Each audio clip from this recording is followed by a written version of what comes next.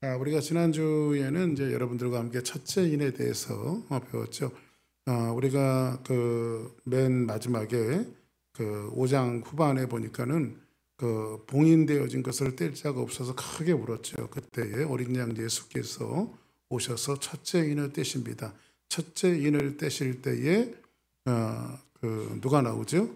신말을 탄 사람이 나오는데 그 손에는 활을 가졌다. 그래서 얼핏 보면 예수님, 어린 양 예수 그리스도를 상징하는 것 같지만은 그것은 첫째인을 드실 때에 당시에 그 당시 이제 우리가 있는 그 적그리스도, 그러니까 예수님을 가장한, 그러니까 여러분들 말세의 싸움은 결국은 예수님을 가장한, 예수님을 흉내내는 이런 일들이 많이 있다라고 하는 사실을 지난주 첫째인에 대해서 배웠어요. 오늘은 두 번째 인인데, 오늘은 이제 요한계시록 9조 지난주에도 잠시 봤지만은 사실 그 요한계시록이 굉장히 그 구조가 심플해요. 구조가 굉장히 심플한데 사실 저기가 7초 때까지만 하면 거의 다 끝나는 거거든요. 새하늘과 새 땅, 그리고 아멘 주 예수의 옷이 없어서. 그래서 보통 7교회, 우리가 7교회 배우잖아요. 그 다음에 7인, 이제 지금 인을 배우잖아요. 그 다음에는 7나팔이 나올 거예요. 7나팔.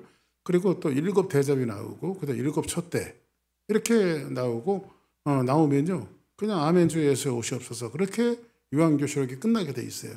그러면 이렇게 이제 7인, 7나팔, 7대접, 7촛대, 이건 뭐냐면 종말에 일어날 재난에 관한 내용들이에요. 그러니까 종말에는 어떤 재난이 일어날 것인가에 대한 것들에 대해서 이야기를 하고 있습니다. 한번 따라하겠습니다. 종말에는 어떤 일이 일어날 것인가? 자, 종말에는 어떤 일이 일어납니까? 자, 봅시다. 종말이란 뭐냐면요. 우리가 지난주에 적그리스도의 활동에 대해서 봤죠. 딱 보니까 예수님하고 똑같은 것 같아. 사람들이 그렇게 이야기하죠. 목사님 가봤더니 진짜예요. 거기 그 이단들 아니고요. 제가 진짜 봤다니까요, 여러분들. 그래서 제가 지난주에 말씀드렸죠. 진짜와 진리는 다른 거예요. 네? 진리는 진리인 것이지 진짜와 진리는 다른 거예요. 그러니까 여러분들 그 적그리스도도 얼마든지 가장을 해갖고요. 그 성경에도 보니까 모세가 지팡이라도 던졌더니 뱀이 되고, 그러니까 그 애굽의 술사들도 그 흉내를 다 내잖아요. 진짜 다예요, 진짜. 그죠? 그 뭡니까? 요즘에 무당들 있잖아요, 무당들. 무당들도요, 진짜 그 제가 언젠가 말씀드렸죠. 세습무 말고 강신무, 이렇게 신이 내려갖고 하는 무당들을 강신무라고 말하거든요. 강신무들 보면요, 대단합니다. 그러니까 보면요, 진짜예요, 진짜. 저희 그 어릴 때 자랄 때 저는 윗마을 살았고요. 아랫마을에는 제 동창이 살았는데 경수라고, 걔네 엄마가 무당이었어요, 무당. 근데 진짜 걔네 엄마가 작두 타는 걸 저는 봤어요, 작두 타는 걸. 그래서 그때는 어릴 때는 철이 없어갖고요. 구 탄다고 그러면 떡 얻어 먹으러 갔어요, 떡. 거기 무당 구 타는데 떡을 얻어 먹으러 갔다고 제가. 경수가 그래요. 야, 우린 구 타니까 떡 먹으러 와라. 그러면 떡 얻어 먹으러 갔어요, 떡 얻어. 무당 구 타는데. 근데 갔다가 진짜 걔네 엄마가 작두를 타는 걸 봤어요.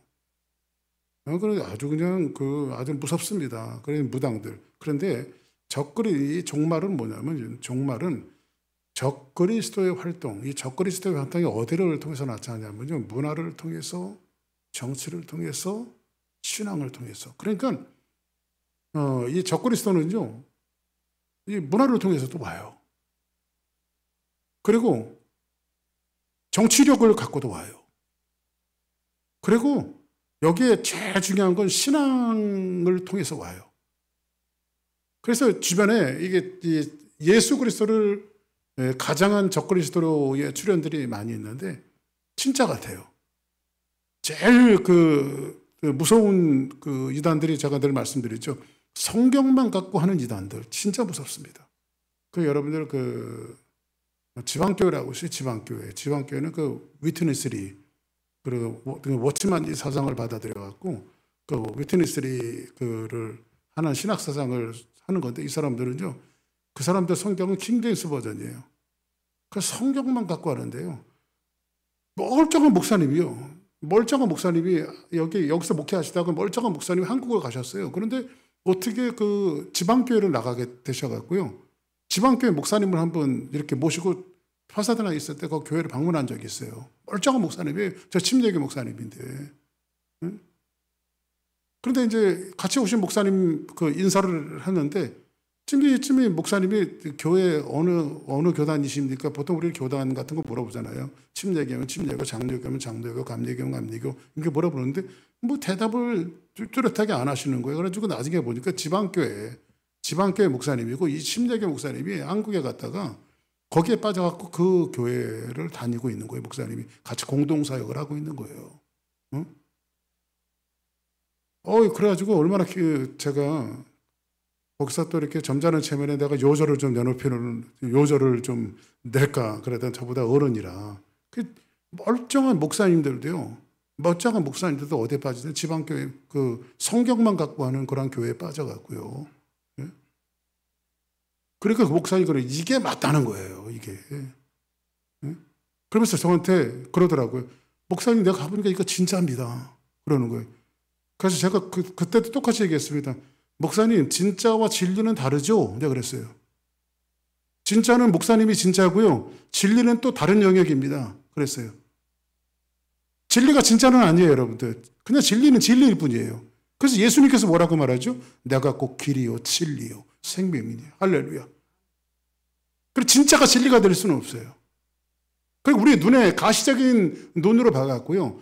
이거 진짜같이 보이는 것이 진짜 우리는 하나님의 말씀이 진짜죠. 그죠? 오늘 그런 시각을 가지고 좀 보는데요. 종말과 마지막 날을 이제 구분을 좀 할 줄 알아야 되는데, 여러분, 제가 종말의 개념에 대해서 말씀드렸죠. 지금 이게 종말에 일어날 일들에 대해서 말씀을 드리는 건데, 종말은 언제부터 종말이에요? 예수 그리스도께서 십자가에 못 박혀 돌아가실 때부터 종말이에요. 인자가 갈보리 언덕에 서셨어요. 그죠? 십자가에 섰어요. 누구든지 주의 이름을 부르는 자, 예수를 바라보는 자는 구원을 받아요. 예수님이 십자가에 섰을 때, 그렇죠? 예수님을 바라보면 구원을 받아요. 근데 예수님을 바라보지 않고 주의 이름을 부르지 않는 자는 어디 가요? 지옥 가요. 그러니까 예수님의 십자가 사건은요, 그때부터 종말이 시작인 거예요. 믿으면 천국, 안 믿으면 지옥. 아멘?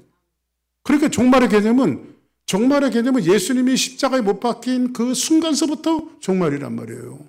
지금 이 종말이, 목사님 종말이 2000년이 넘습니까? 그래도 종말입니다. 그러나 마지막 날은 다르죠. 마지막 날은 뭐라 그래요? D-Day라고 그랬죠. D-Day. D-Day는 진짜 커밍 지저스, 예수님이 오시는 그날이 맨 마지막 날이라고 말하죠. 그래서 여러분들 종말과 마지막 날은 우리는 구분할 줄 알아야 돼요. 그 종말과 마지막 날을 같이 섞는데 그렇지는 않아요. 종말은 종말이고요. 마지막 날은 D-Day. 예수님께서 이 땅에 오시는 날. 그날이 마지막 날이죠. 그래서 계시록은 종말에 나타나는 그 어떤 현실적인 문제를 다루는 거예요. 지금 종말의 시대를 살아가고 있는 저와 여러분들이. 그러니 여러분들 지금은요, 맞는 것 같아요. 지금 종말의 시대가 맞는 것 같아요. 제가 이제 이번에도 다음 주에 이제 총회 가면 이제 후배 목사님들 많이 만나서 이제 얘기하는데 무슨 얘기를 갖다 줄까, 무슨 얘기를 해줄까 이런 생각들을 많이 갔는데 제가 이제 목요일 날은 이제 25명의 25쌍의 젊은 목사들 30, 40대 목사님들 부부들을 저희가 초청을 했습니다. 초청을 해갖고 한 교회에 모여갖고 이제 그분들 오전에는 세미나하고 저녁에는 제가 이제 강사가 돼갖고 집회를 인도할 거거든요. 근데 지금부터 고민이 많아요. 무슨 얘기를 해줘야 되나? 무슨 얘기. 근데 왜냐하면 저는요, 진짜 저는 막 해봤자 제가 10년을 목회를 더 할까 이런 생각이 들어요. 그냥 나는 10년하고 한 10년 정도만 더 하다가 그만두면 되는데 우리 이 30대, 40대 이 목사님들은 목회하는 것을 보면 항상 제가 우리 후배 목사들 만나면 항상 얘기해 주는 게 난 너희들이 진짜 불쌍하다. 그런 얘기를 해요. 목사님 왜 불쌍합니까? 야, 지금 세상이 지금 막 조속간에 여러분들 하루가 달라요. 하루가. 눈만 뜨고 일어나면 빅 뉴스들이 그냥 막 일어나고요. 예? 요즘에 이제 미국도 여러분 어디 살벌해서 살 수 있습니까, 여러분들? 예?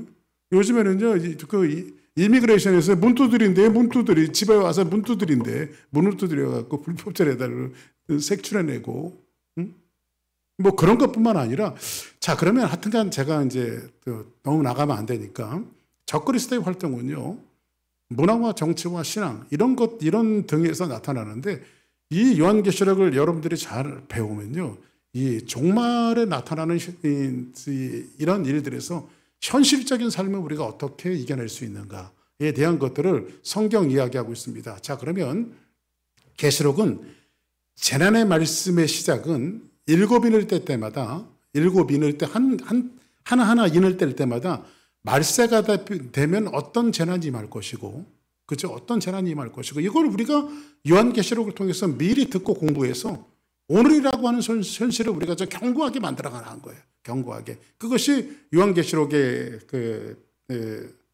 요한계시록 공부하는 목적이죠. 자, 그러면 오늘 본문에 있는 6장 4절에 있는 말씀 같이 한번 봅시다. 시작.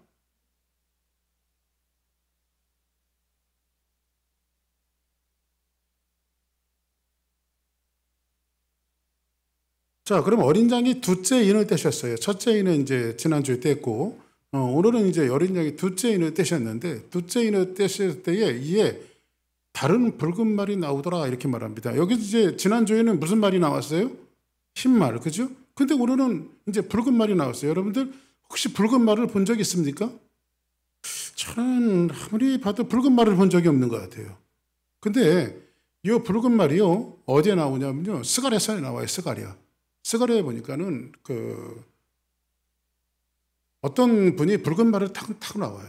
붉은 말을 타고 나오는데, 어떤 사람이 붉은 말을 타고 나오는데 그 뒤에는요, 흰말과 검정색 말과 또 아롱진 말, 그 아롱진 말, 이 세 말이 이렇게 포진을 하고 있어요. 이렇게 말들이 포진을 하고 있는데 앞에 그 붉은 말을 타신 분이 나와요. 근데 붉은 말을 탄 분이 누구냐라고 봤더니 그게 어린 양 예수 그리스도란 말이에요. 붉은 말은 전통적으로 십자가의 보혈을 상징하는데, 그 붉은 말을 타신 분이 어디에 섰냐면 화석류 나무 사이에 섰어요. 화석류 나무. 이 화석류 나무는 광야에서 자라는 나무인데 조그만 관목이에요. 아주 관목인데, 이 관목은 이스라엘 민족들이 초막을 지을 때 화석류 나무를 끊어다가 초막을 짓고 그랬어요. 그런데 이 화석류 나무는요, 자세하게 신학적으로 살펴보면 세 가지 특징이 있습니다.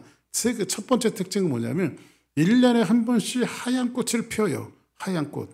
두 번째로는요, 그 이파리가 가을이 돼갖고 배짝 마르면요, 이렇게 막 부셔서 부시면요, 향긋한 향기가 나요. 그 다음에 세 번째로는요, 이 화석류 나무의 이파리는요, 푸르르 청청할 때에 달빛에 비치면 반짝반짝 빛이 나요. 마치 빛이 있는 것처럼. 그러니까는 이 화석류 나무는 뭐라고요? 하얀 꽃을 피우고 빛이 나고 향기를 내요. 그러면 조그만 관목인데 광야. 어디서 있는 나무라고요? 화석류 나무가 광야. 그러니까는 이거는 조그만 관목이며 광야며, 이 나무는 어디에 서식하냐면 골짜기에 서식을 해요. 그러면 이게 누구냐면 성도들이 어디에 살아야 하는가? 여러분들, 우리 성도들은요, 가능하면 우리는 어떻게 살기를 원합니까? 우리 한국식으로 얘기하면 10평짜리 아파트보다 50평짜리 아파트 살기 원하고, 그 다음에 노열층이 있대요. 또 아파트는 노열층. 그래서 한 20층 정도가 되는 데가 노열층이래요. 그 1층보다는 20층 살기를 원하고, 다 그러잖아요. 그죠? 그런데 성경은 뭐냐면 성도들이 살아야 될 자리가 어디냐면 골짜기며 광야며, 거기에서 불편하고 힘들어도 광야의 삶을 살면서 성경은 뭐라고 말하냐면 꽃을 피우고 향기를 내고 빛을 발하는. 근데 그 사이에 누가 오셨냐면 붉은 말을 타시고 앞으로 십자가에 못 박혀 돌아가셔서 우리를 위해서 속죄하신 예수 그리스도께서 붉은 말을 타고 화석류 나무의 사이에 서신 거예요. 그러니까 이것은 뭐냐면 하나님은 성도들의 대표가 되시고, 그리고 사망의 음침한 골짜기를 걸어가는 그 성도들과 하나님은 함께 계신다라고 하는 사실을 오늘 말씀을 통해서 이 스가랴서에서 이야기해 주고 있는 거란 말이에요. 그러면 오늘 여기에 보니까 둘째 인을 떼실 때 이에 다른 붉은 말이 나오더라. 붉은 말은 그러면 어떤 의미일까? 예수 그리스도를 의미할까? 그러면 스가랴서는 분명히 붉은 말은 예수 그리스도께서 타고 오신 건데, 여기에는 이 붉은 말이 좀 다르네요. 어떤 말이냐면 그 탄자가 허락을 받아 땅에 뭘 제어해요?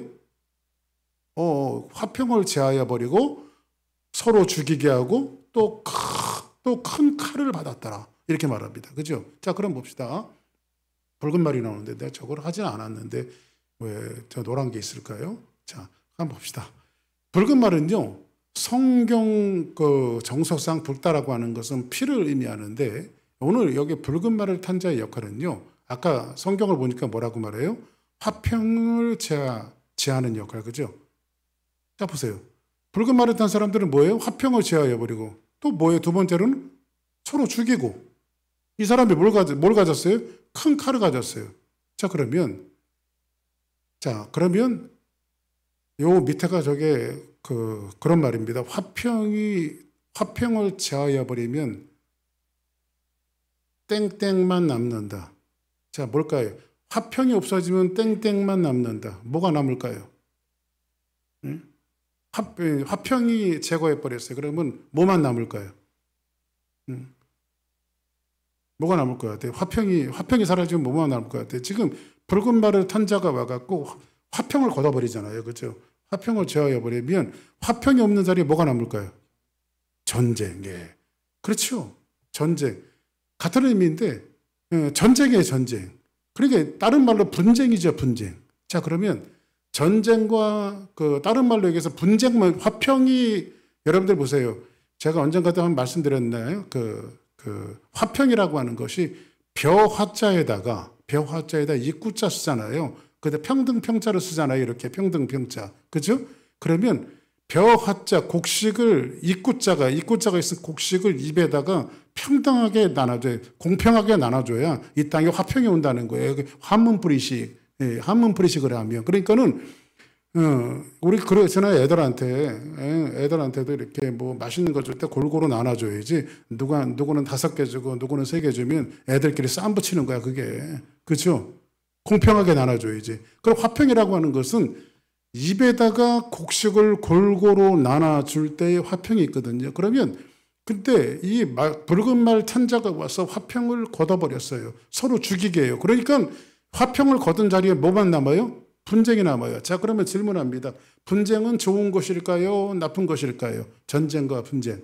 자, 다니엘아, 분쟁이 좋은 걸까? 나쁜 걸까? 나쁜 거예요. 그죠? 여러분, 분쟁하지 않기를 주의 이름으로 축복합니다. 근데 또 우리가 이제 긍정적인 측면에서 분쟁을 좀 볼 필요가 있어요. 사탄의 긍정적인 무기는 뭐냐면 분쟁이에요. 그러니까는 항상 사탄은요, 분쟁을 갖다 놔요. 제가 언젠가도 한번 말씀드린 적이 있나요? 한 깊고 깊은 옹달샘 하나가 있는데요. 그 물고기 2마리가 살고 있었습니다. 뭐 얼마나 화평하게 살고 있어요. 근데 어느 날 갑자기 지렁이가 겁도 없이 거기에 들어왔단 말이에요. 지렁이 한 마리가 퐁당하고 빠졌네요. 근데 두 물고기가 서로 째려보더니요, 그거 서로 먹겠다고 그냥 대드는 거예요. 화평이 깨지고. 자, 그러면 사탄의 긍정적인 무기는 분쟁인데, 자, 성경에서 예수님은 뭐라고 말하냐면요, 예수님도 나는 너희들에게 화평을 주러 온 줄로 생각하지 말라. 나는 너희들에게 분쟁을 주러 왔다고 말합니다. 분쟁을 주려. 그러면 예수님이 화평을 주러 온 것이 아니라 분쟁을 주러 왔다라고 하면 예수님이 주는 것은 다 좋은 거예요, 나쁜 거예요? 그렇죠, 좋은 거죠. 그러면 예수님이 준 분쟁은 좋은 거예요, 나쁜 거예요? 그러면 집사님 늘 분쟁하기를 축복합니다. 그럼 우리가 좀 이런 소리는 듣기 싫잖아요, 그렇죠? 자, 그러면 이제 그런 면으로 한번 우리가 하나님 말씀 한번 봅시다. 자, 마태복음 24장 4절 시작.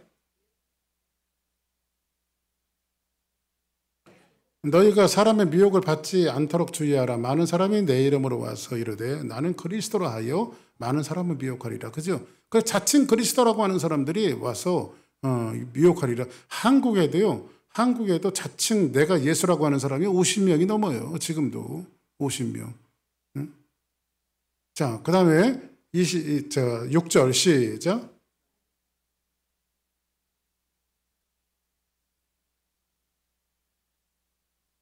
아직은 끝이 아니라 민족이 민족을, 나라가 나라를 대적하여 일어나겠고 곳곳에 기근과 지진이 있으리니. 이제 종말에 있을 이런 일들이죠. 자, 8절 시작. 이 모든 것이 재난의 시작인데 그때 사람들이 너희를 어디에 넘겨주겠고 환난에 넘겨주겠고 너희를 죽이리니 너희가 내 이름 때문에 모든 민족에게 미움을 받으리라. 그렇죠? 누구의 이름 때문에? 예수의 이름 때문에 미움을 받으리라. 그때 많은 사람이 실족하게 돼요. 서로 잡아주고 서로 미워하겠으며. 자, 그러면 서로 잡아주고 서로 미워하겠다라고 하는 것은 뭐예요? 서로 분쟁하는 거예요. 그죠? 마지막에 되어지면요. 자, 그러면 여러분들에게 질문 하나 드립니다. 일치와 연합. 자, 일치와 연합이 같은 말일까요? 다른 말일까요? 일치와 연합은 전혀 다른 개념이거든요. 일치는 뭐냐면요. 교회도 여러분들 보세요. 교회는 일치가 안 되죠. 교회는요, 연합은 할 수 있지만은 일치는 안 돼요. 그래서 여기도 뭐 휴스턴에도 교회 연합회 이렇게 있잖아요. 교회 일치회 이렇게 안 하거든요. 교회 연합회. 그러니까 어떤 목적을 두고 연합은 할 수 있는 것이지만 일치는 없어요. 옛날에 보면 그 고대시대, 중세시대 때 보면요. 나라와 종교는 하나였어요. 일치였죠. 그렇죠? 나라와 종교가 일치였어요. 결국은 그래서 영국의 왕도 사실 교황청에서 임명했잖아요. 중세시대 때 보면요. 교황청에서 임명을 했잖아요. 그러니까 종교와 나라는 하나 일치였어요. 그런데 이것이 깨지기 시작했거든요. 사실 우리가 개신교를 프로테스탄트라고 말하잖아요. 그죠? 근데 캐톨릭에서 종교 개혁을 했는데 마틴 루터는 사실 천주교 신부였거든요. 근데 마틴 루터 역사를 살펴보면요. 마틴 루터가요. 종교 개혁을 할 때에 이 사람은요. 사실은 천주교 캐톨릭에 대한 굉장히 신봉자였어요. 그리고 캐톨릭에 굉장히 열중을 했고 캐톨릭을 옹호하는 사람이었어요. 근데 이 사람은 여기에 보니까는 이 마틴 루터가 캐톨릭에 충성된 사제였는데 이 사람이 떠밀린 것은 뭐냐면요. 진리에 대한 진리에 충성한 사람이에요. 그러니까는 캐톨릭을 사랑하지 않고 내가 캐톨릭을 미워한 것이 아니라 이 사람이 성경을 보다 보니까 너무 이게 진리가 아닌 거예요. 그러니까 이 사람은 캐톨릭을 미워한 사람이 아니라 진리에 충성한 사람이다. 이게 맞아요. 진리에 충성한 사람이다. 그래서 일치와 연합보다는요, 뭐가 우선인 거예요? 일치와 연합보다 제일 우선이 뭐예요? 진리죠, 진리. 그러면 여러분들 진리 때문에 전쟁이 불가피할 수 있죠. 늘 여러분들에게 말씀드리는 거지만은 여러분들 이제 대학 학력고사를 친다고 생각해 보세요. 사설지담이 나왔어요. 1번, 2번, 3번, 4번. 분명히 내가 그동안 공부한 것을 보면 답은 3번이에요. 근데 여러분들 다른 일치와 연합하기 위해서 그래도 내가 이건 하나는 적당히 틀려줘야 연합할 수 있으니까 하면서 여러분들 하나 틀려주겠어요? 그렇지는 않잖아요. 3번이 답이면 무조건 답인 거죠. 이게 진리라고 말하는 거예요. 진리. 그 여러분들 보세요. 저희 교회가 속한 교단은 SBC 서든 베프티스트에 속해 있습니다. 그래서 저는 침례교 목사고 침례교 신학을 했고. 그런데 교단과 교파가 진리에 대한 생각이 좀 다르죠. 그래서 여러분들 정치도 보면 옛날에는요.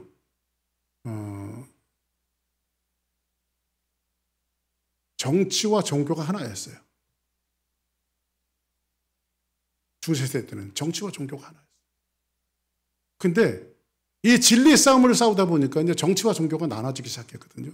침례교회는 명확하게 침례교 헌장에 나와 있습니다.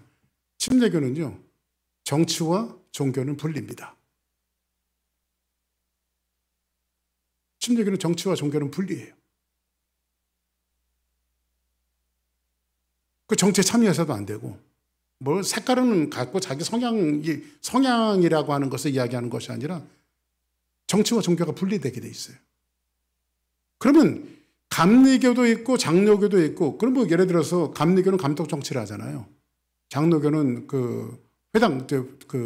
당회 정치를 하고, 침례교는 회중 정치예요.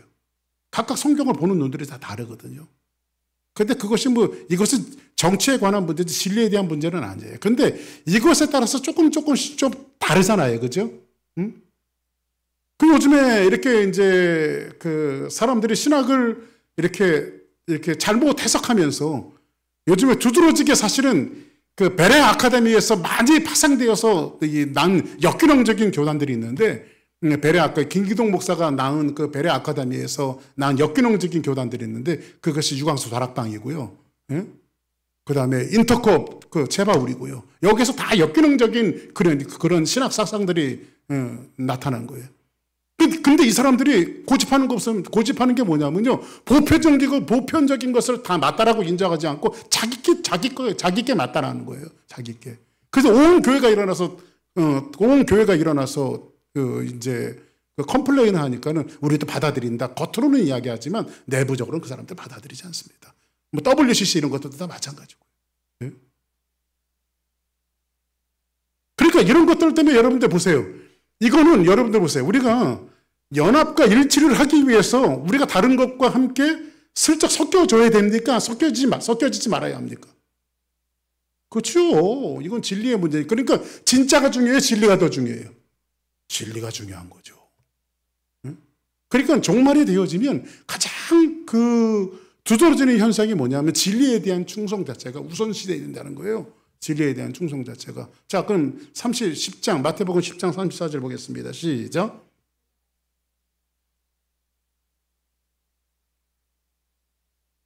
자, 예수님이 말씀하시는 거예요. 내가 세상에 화평을 주러 온 것이 아니다. 아니, 예수님은 화평의 하나님이 아니에요. 화평케 하는 자는 복이 있나니. 그죠? 근데 예수님이 어디 화평을 주러 오신 분이 아니라 생각하지 말래. 화평이 아니라 검을 주러 왔대요. 검은 지난주에 제가 뭐라고 말씀드렸죠? 예수님의 입에서 뭐가 나온다 그랬죠? 그렇죠. 말씀에 검이 나온다 그랬잖아요. 검. 그렇죠. 입에서 검이 나온다 그랬잖아요. 검은 뭘 상징해요? 진리의 말씀을 상징하고 있잖아요. 그죠? 진리의 말씀. 그러니까 여러분들 사실은 성도들의 말씀 하나가 탁탁탁탁 진리의 말씀에 꽂힐 때 세상은 화평이 일어나는 것이 아니라 그것이 탁탁탁 튀어야 되는 거예요. 그러니까 우리는 이 마지막 싸움은요, 진리에 대한 싸움이에요. 이게 둘째 인을 떼실 때 일어나는 현상들이 이런 겁니다. 내가 온 것은 사람이 그 아버지와 딸이, 어머니와 며느리가 시어머니와 불화하게 하려 합니다. 이게 완전 콩가루 집안이래요. 그죠? 콩자루 집안. 아버지와 딸이, 그 어미와 며느리가, 시어머니가 뭐예요? 연합이 돼야 안 돼요. 여러분들, 하나님의 말씀을 줬어요. 말씀을. 예수님이 이 땅에 오셔서 말씀의 검을 주시고 진리를 우리에게 주셨단 말이에요. 근데 이렇게 한번 생각해 보세요. 그래서 성경에 보니까 우리가 자녀들아 내 부모를 공경하라 이렇게 돼 있어요? 아니죠. 성경은 정확하게 이렇게 말합니다. 자녀들아 내 부모를 주 안에서 공경하라. 주 안에서 공경하는 것이 이 바람직한 공경이지 성경은 무턱대고 공경을 하고 하지 않아요. 주 안에서. 여러분들이 열심히 이제 교회 다니고 있단 말이에요. 교회 다니고 있는데 여러분 지인이라든지 평상시에 존중하는 사람이 그리고 여러분들하고 굉장히 가까운 사람이 제발 교회 가지 말라고. 교회 다 헛소리하는 거라고. 그러면 여러분들이 그 사람하고 일치와 연합을 하기 위해서 적당히 교회를 안 나가줘야 되겠어요? 그 예수님은 이 땅에 뭘 주러 왔다는 거예요? 예수님 자체를 믿는 그 자체, 예수 그리스도를 내 마음속에 영접하고 믿는 자체가 뭘 가진 거예요? 우리에게는요. 진리를 가진 거예요. 진리. 그러니까 여기에는 타협이 없는 거예요. 타협이. 그러면 여기에서 아버지가 나오고 딸이 나오고 어머니가 나오고 며느리가 나오고 시어머니가 나오고 왜 이런 것들을 열거를 해놨냐면요. 우선적 가치가 어디에 있느냐를 이야기하는 거예요. 우선적 가치가. 말세가 되어지면요. 부모와 자식 간의 연합을 하기 위해서 종교적인 타협이 아니라 진리를 지키기 위해서는요. 진리를 지키기 위해서는.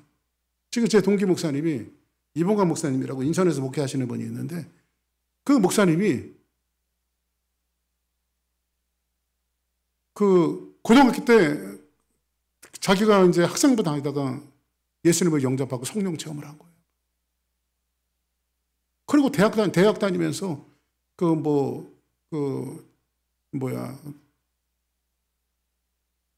왜 생각이 안 나.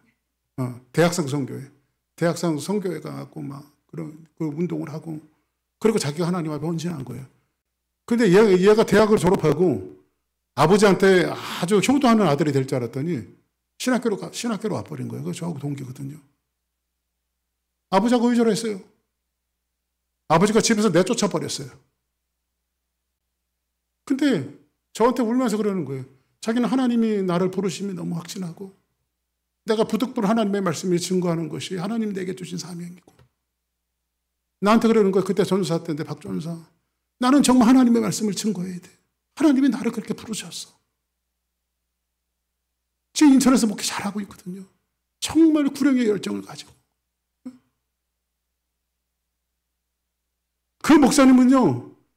우리 신학교 다닐 때도요. 밤 11시면 나가서 전도하는 사람이 밤 11시. 뭐 술 마시는 데 있잖아. 이런 데 가서 전도하는 사람이야. 밤 11시면 돼가지고. 그래가지고 제가 존경한다고 그랬어요. 왜냐하면 저는 저기 필리핀에 있는 김만주 목사하고 좀 나가서 좀 해본 적은 있지만요. 그거 참 쉽지가 않더라고요. 저도 그 신천 새마을시장 잠실 옆에 있는 새마을시장 가고 메가폰 갖고 하면서 예수 전당 불신지요. 아저씨 예수 믿으세요. 그거 많이 해봤거든요. 제가. 응? 그 술 취하고 비틀비틀거리는 아저씨 예수 믿으세요. 안 믿으면 지옥 갑니다. 그러면 거기서 딱 들어오는 미친놈 하고 들어와요. 술 먹고 가는 사람이 저보고 미친놈 하고 그래요. 저도 그런 정도 해봤거든요. 근데 이봉관 목사님, 제 동기 목사님은 밤 11시만 되면요. 하루도 빠지지 않고 나가서 전도하는 사람이에요. 그럼 여러분들 뭐예요? 우선적 가치가 어디 있냐는 거죠. 우선적 가치가. 응? 부부가 둘이 예수님을 믿는단 말이에요. 예를 들어서. 근데 와이프가 꼬신다고 당신 교회만 안 나가면 예수만 안 믿으면 응? 당신 해달라는 거 다 해주고 내가 행복하게 살게. 그러면 여러분들이 살짝 교회 안 나가겠냐고 그게. 우리한테는 그게 말이 안 되는 거잖아요. 그죠? 왜냐면 예수님 우리 마음에 오셨기 때문에. 그게 지금 예수님이 지금 그 말씀을 하시는 거예요. 사람의 원수가 자기 어디에 있느냐? 자기 집안의 식구니라. 그 예수님은요. 내 아버지의 뜻대로 행하는 자라 내 부모의 형제라고 말해요. 그죠? 그 1초 연합보다 더 중요한 가치는 뭐예요? 진리예요, 진리. 예? 진리. 곧 하나님의 뜻이라는 거예요. 자, 37절 봅시다. 시작.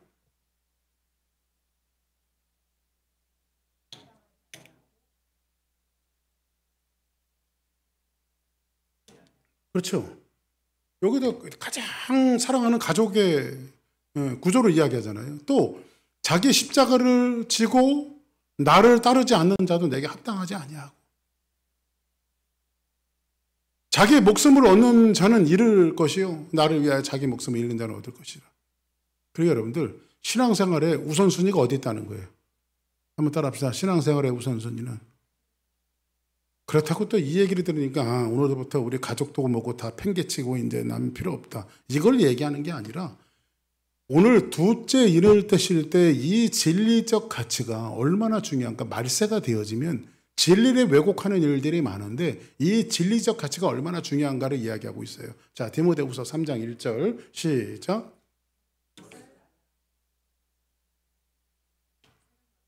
이절 시작. 돈을 사랑하며 자랑하며 교만하며 비방하며 부모를 거역하며 감사하지 아니하며 거룩하지 아니하며 무정하며 원통함을 풀지 아니하며 모함하며 절제하지 못하며 사나우며 선한 것을 좋아하지 아니하며 배신하며 조급하며 자만하며 쾌락을 사랑하기를 하나님 사랑하는 것보다 더하며 경건의 모양은 있으니 경건의 능력을 부인하니 이 같은 자들에게서 내가 돌아서라고 말합니다. 이게 전부 다 말세에 일어나는 그런 역사들이에요. 그러면 종말의 시대에는요, 더 빠르게 강팍한 시대에 살기에 하나님에게 관심을 기울일 수 있는 그 여유가 사람들이 없어요. 여러분들, 가끔 전도하다 보면요, 뭐 하고 나갈게요. 이거 좀 정리하고 나갈게요. 절대 그런 사람들 못 나옵니다. 예수 믿는 것도 기회가 있을 때 믿어야죠. 누군가 우리를 부를 때, 여러분 전도할 때 여러분들이 꼭 전도하면서 여러분들이 꼭 헤어질 때 여러분들이 꼭 한마디씩 던지세요. 아무 개시 이게 어쩌면 하나님께서 당신을 부르는 마지막 교회일지도 몰라. 내가 아무개식에 전도하지만은 이건 하나님이 부르는 소리를 받아들이면 안 되겠어? 뭐 내가 시간 많아갖고 와서 이렇게 전도하는 것도 아니고 그냥 하나님 마음속에 당신이 예수 믿고 다시 회복하기를 원하는 것 같아. 이게 박규석의 말로 받아들이지 말고 하나님의 음성으로 받아줘. 딱 던져놓고 나면 그 다음은 하나님이 하시는 거야. 할렐루야. 하나님이 하시는 거야. 시간이 갈수록 문맥의 이기성 때문에 영혼이 더 점점 공고하게 되어져요. 훨씬 더. 절대 세상은요, 예수를 잘 믿는 구조로 만들어지지 않아요. 응? 잘 믿는 구조. 자, 한번 오늘 본문입니다. 같이 한번 마지막으로 한번 봅시다. 시작. 둘째 인을 떼실 때에 내가 들으니 둘째 생물이 말하되 오라 하니 이에 다른 붉은 말이 나오더라. 그 탄자가 허락을 받아 땅에서 화평을 제어해 버리니 서로 죽이게 하고 또 큰 칼을 받았더라. 그렇죠? 분쟁을 일으키는 마귀의 장난도 영구적이지 않고 한시적으로 하나님께서 놔두시는 거예요. 그러므로 마귀의 동간에 놀아나지 않고 앉은 것은 우리가 항상 어디에? 진리편에 서서 진리를 분별하는 겁니다. 아멘입니까? 오늘 말씀을 정리합니다. 오늘 두 번째는요, 진리의 싸움을 이야기하는 거예요. 세상이 요란한 소리로부터 길을 돌려서 여러분들, 제가 항상 여러분들에게 말씀드리죠. 엘리야, 그렇죠? 엘리야가 갈멜산에서 승리하고 나서 하나님이 이세벨의 강계에 의해서, 선포에 의해서 이 엘리야가 광야로 노된 나무 밑에서 죽기를 간구했을 때 거기에서 물과 떡을 까마귀를 통해서 먹이시고 40주야를 가서 호렙산에 쓰잖아요. 그렇죠? 근데 하나님이 바람이 휙 하고 부는데요, 바람이 얼마나 세게 부는지 바위를 쪼갰다고 그랬어요. 근데 거기 하나님이 계시지 않고 바위를 쪼개는데 바람이, 지진이 막 일어나는데 지진 가운데 하나님이 계시지 않고, 큰 불이 확 지나가는데 불 가운데 하나님이 계시지 않고, 도대체 하나님이 어디 계신 거냐고. 그럴 때 세미한 음성이 들어봐. 세미한 음성. 세미한 소리가 뭐냐면 하나님의 소리예요, 이게. 그게 여러분들, 우리는요, 요란한 데서 하나님의 음성을 찾으려고 그래요. 요란한 데서. 불 가운데 찾으려고 하고, 지진 가운데 찾으려고 하고, 바람 가운데 찾으려고 해요. 그러나 하나님의 소리는요, 우리가 묵상하고 우리의 귀를 정말 하나님 앞에 기울였을 때 어디에서 우리의 하나님의 말씀이 들려올까요? 바로 광야. 아멘. 네? 광야. 네? 광야는요, 풀 한 포기 심을 수 없고 아무것도 내 스스로 할 수 없는 곳이지만 내가 스스로 할 수 없기 때문에 하나님이 역사할 수 있는 공간이 바로 광야입니다. 모든 역사적인 위인들이 어디에서 하나님을 만난지 아십니까? 광야에서 하나님을 만났어요. 아멘입니까? 그 광야에서 뭐가 들려옵니까? 하나님의 진리의 말씀이 들려와요. 할렐루야. 그래서 여러분들, 말세는 무슨 싸움이라고요? 진리를 지키느냐 못 지키느냐, 이 싸움이란 말이에요. 그래서 여러분들, 세상에 요란한 가운데 있지 않냐고 여러분들이 진리의 말씀에 귀를 기울이는 아름다운 축복자가 되기를 주의 이름으로 축복합니다. 자, 우리 주의 진리 위에 십자가 군기 우리 한번 찬양 한번 드린 다음에 박수 치며 찬양한 다음에 우리 합심해서 한번 기도합시다.